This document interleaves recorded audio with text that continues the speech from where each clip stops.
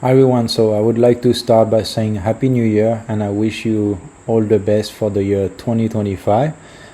So today on this fresh year, I would like to do a stock analysis on Starbulk, ticker SBLK, and it's a global dry bulk shipping company. Quick disclaimer, I'm not a financial advisor and I'm just doing my own little research. Up to you to make your own decision. So in this video we will start with a company profile, then we will do a fundamental analysis, then an industry analysis, then we will do technical analysis and price catalyst as usual for the dry bulk shipping on this case, and then we'll do a conclusion to figure out if this company is interesting or not. So first of all, I would like to describe a bit the company. So it was incorporated in the Marshall Islands. So it's interesting because it's quite popular for shipping companies to use this kind of like place to incorporate. So I'm not really sure why, but that's interesting. And it was done in 2006, and the manager executives are in Athens, Greece, so very popular as well. These countries where most of the shipping companies are. And it's traded at Nasdaq and under the symbol SBLK. They have as well another one, Starbulk Singapore. I won't go too much into it, but just like it's a service for end user by connecting origination with destination of dry bulk. Then what do they transport? So they do iron ore, minerals, and minor bulk like bauxite, fertilizer, and steel products. And they actually ship around 70 million metric tons around the world per year. So let's continue with the company fleet. So one thing that is important is they own 156 vessels, and then the average age is 11.9, so that's fairly recent, but not that much either, so overall not too bad. Then they range from Supermax to Newcastle vessels. So as you can see, the Supermax is here, the smaller one, and that has a image representation of it, and the bigger one is the Newcastle Max in there. So the total capacity as well is 15 million DWT. So that means dead weight tonnage. And so they have chartering vessels, which are the equivalent of rented vessels, only 7, so I wouldn't say it's that relevant. And then like the new building, so they are building 5 CAS Max with a capacity of 82,000 DWT. And those are considered, I would say, small to medium. They are here. All right. So for those who don't know what dry bulk shipping is, so I'd like to just explain briefly. So it's a transportation of large quantities of unpacked goods or commodities by sea, and those are so homogeneous and can be poured or dropped into the hold of the bulk carrier. So that means simply that it's the equivalent of a trailer, as you can see in there, and where you put stuff like coal and other so coal, iron ore, grain, sugar, fertilizer, all sort of things, like kind of powder things or small size things. And it's like pretty much as simple as that. And then so they have as well different size, and depending on the port they go to, and then the cost as well. Like if they have higher quantity transported, it will cost less. And the last thing is the Baltic Dry Index. So that's what represent how much they paid to transport those commodities.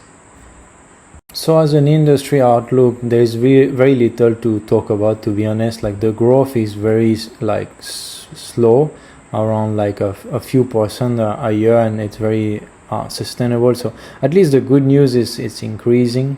So the flow of dry bulk, so it's never at least decreasing, which is a very good thing. And the fleet is always increasing as well. So like the growth is a bit slow at the moment, but I wouldn't say that low. So now I would like to talk about the industry. So the dry bulk shipping, they tend to actually, the transportation costs tend to depend a lot on the number of fleets there is internationally. So the more fleet there is, the less paid you will be. I mean, it's like having too many taxis in a city, and then like when there's too much competition, the price drop, and then when there's not enough, they charge way more. So it's the same idea. And like to be able to figure out how many there are worldwide, and if they are destroyed or not, this is what those charts show. So deliveries and demolition. And as you can see in there, it looks a lot like more stable in the past 5 years for the new build, and I would say declining a little bit for all the demolition. So it reminds me a little bit of the years 2000 when there were a small commodity cycle. So in there, so it's quite stable, and it reminds me the same on the demolition. So maybe we could be at around 2003, 2004, around there, which would be a really good news for commodities.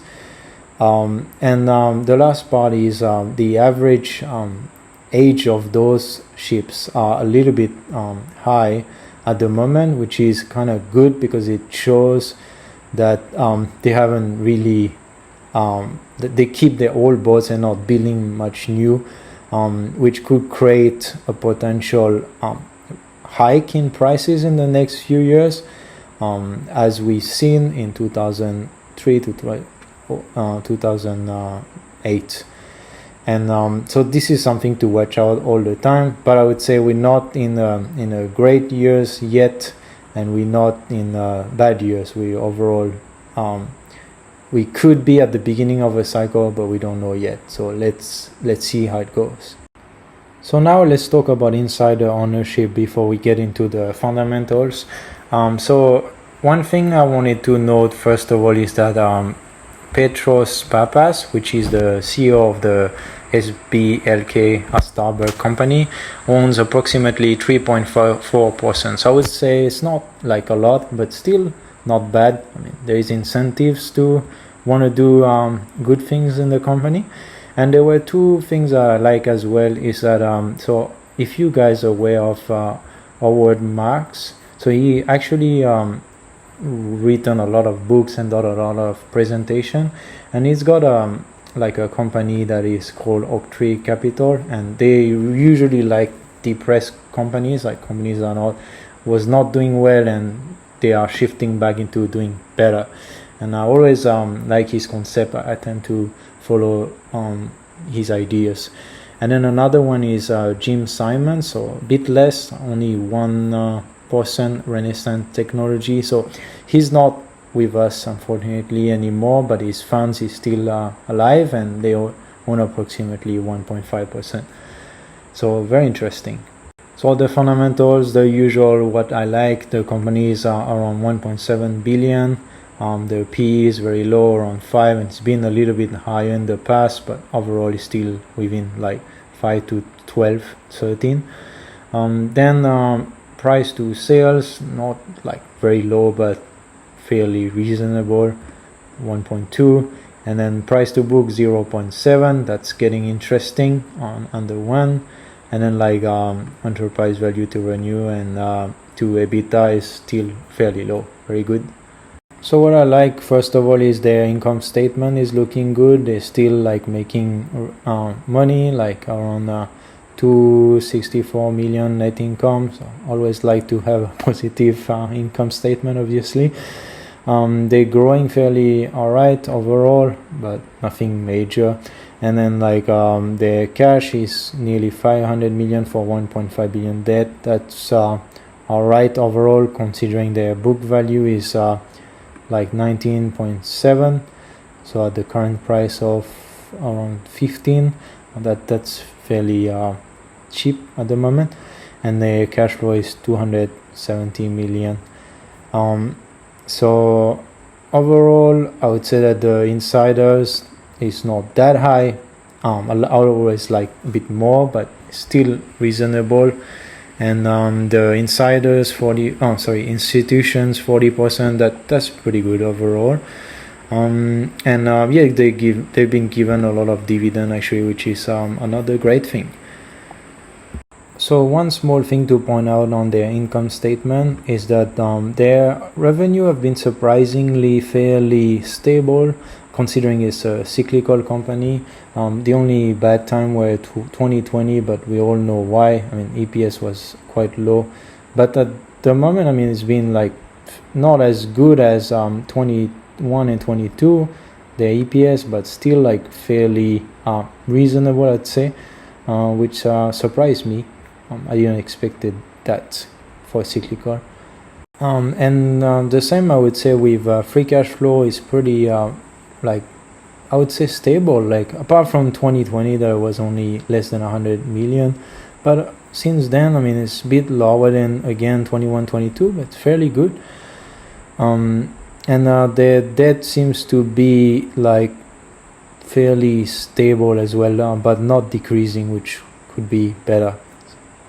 So let's start with the debt at first. So in here on the balance sheet, so what I could see is that the debt actually reduced, so they've been paying back, but as I was saying earlier, they actually still have a kind of higher net debt, so overall not really increasing a lot, but just like went back to 2020.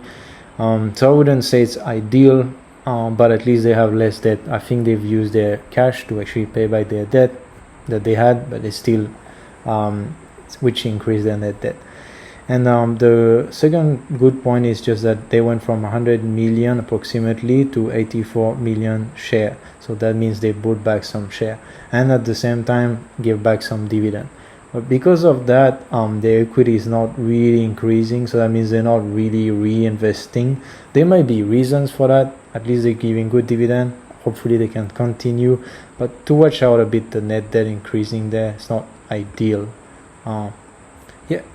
There are very little things to talk about the stock chart. I mean, like the only thing we've seen is that it's been going downhill since 2009. That was actually the last commodity cycle, and it dropped to 2016 in the low. I think that was actually the equivalent when all the there were a lot of ships that were built, so at the moment since 2017 it's been pretty much doing nothing. It broke structure here, which is a good sign, but then recently dropped back to around that. So it's to watch out. It's don't need to even look for daily. It's the same. It's going slowly downhill. So because the break of structure here, it looks still a bit bullish, but I'd love to see a small reversal on daily. It's not happening at the moment, so let's see how it goes. So as you can see, the Baltic Dry Index is near all-time low, so it's around 1000 at the moment, around there, and you like there hasn't been much going on apart from the 2021 and 2 where it increased. So you can definitely see the difference. I mean, even just an increase for like 6 months to a year to 4,000, 5,000 make a huge difference in terms of the company for repaying their debt, and as well to buy back their stocks. So it doesn't look that great, but as you can see, just a move back like it happened in 2003 to 2008 will actually create significant upside for the company. Right now it's not the case. It might reverse someday, but at least it's cheap, let's say. But yeah, nothing really exciting at the moment. So to conclude, I would say that it's a fairly cheap company, and now they are buying back their shares and paying dividends. All of this is very good. Insider holding, the CEO hold a okay-ish reasonable amount of shares, and then the institutions are interesting as well, because one of them is investing in depressed company, which I like to do usually. On the technical, I would say there is a bit of upside on the stock price on the monthly. Then the risk is simple: dry bulk prices staying low. So at the moment they are low, which definitely will impact a bit short term the company potentially the next few months, and then they might be impacted a lot by a recession short term, especially or possible world crisis. So world crisis for this kind of stock could be good and bad depending on the situation. Then the technical analysis on the short term has no sign of reversal. It's just been dropping the past few months on the daily, and we have to wait for it to reverse to get more interested if it's a good stock. But I would say as well that the macroeconomic need to match as well to be safe in it. At the moment it's not entirely. So that's it for today. I hope you liked the video, and see you in the next video.